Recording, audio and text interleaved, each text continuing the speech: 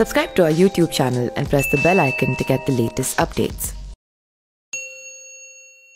अक्सर जब हम मंदिर जाते हैं तो पंडित जी हमें भगवान का चरणामृत देते हैं। क्या कभी हमने यह जानने की कोशिश की है कि चरणामृत का क्या महत्व है?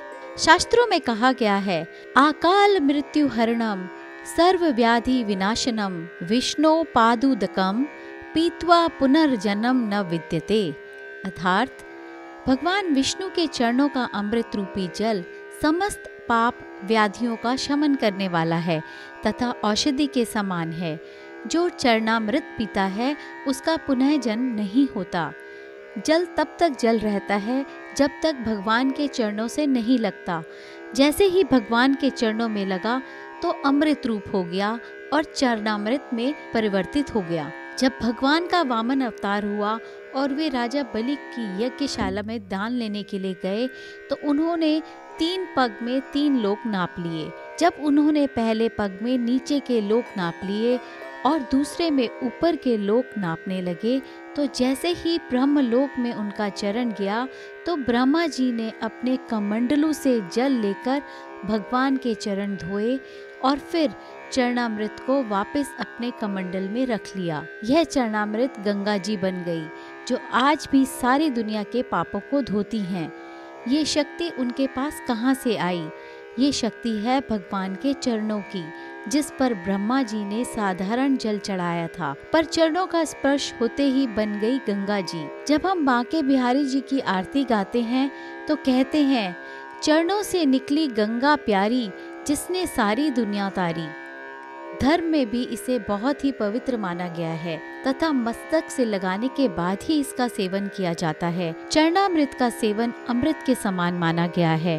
कहते हैं भगवान श्री राम के चरण धोकर उसे चरणामृत के रूप में स्वीकार कर केवट ने न केवल अपने भव बाधा से पार हो गया बल्कि उसने अपने पूर्वजों को भी तार दिया। चरणामृत का जल हमेशा तांबे के पात्र में रखा जाता है।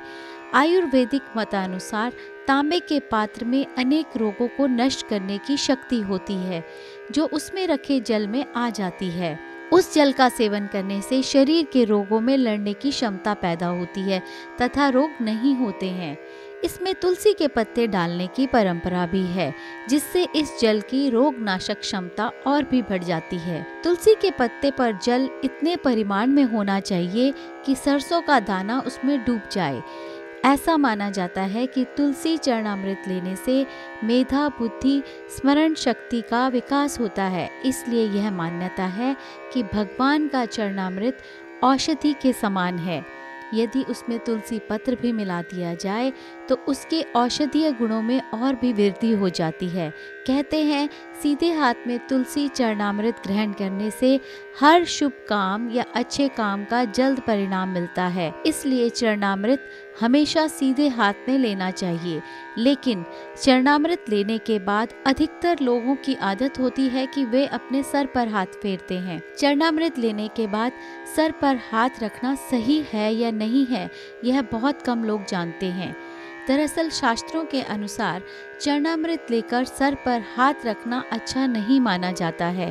कहते हैं इससे विचारों में सकारात्मकता नहीं बल्कि नकारात्मकता बढ़ती है। इसलिए चरणामृत लेकर कभी भी सर पर हाथ नहीं फेरना चाहिए। यह जानकारी आप तक शैलजा ध्यानी द्वारा पहुंचाई गई। Subscribe to our YouTube channel and press the bell icon to get the latest updates.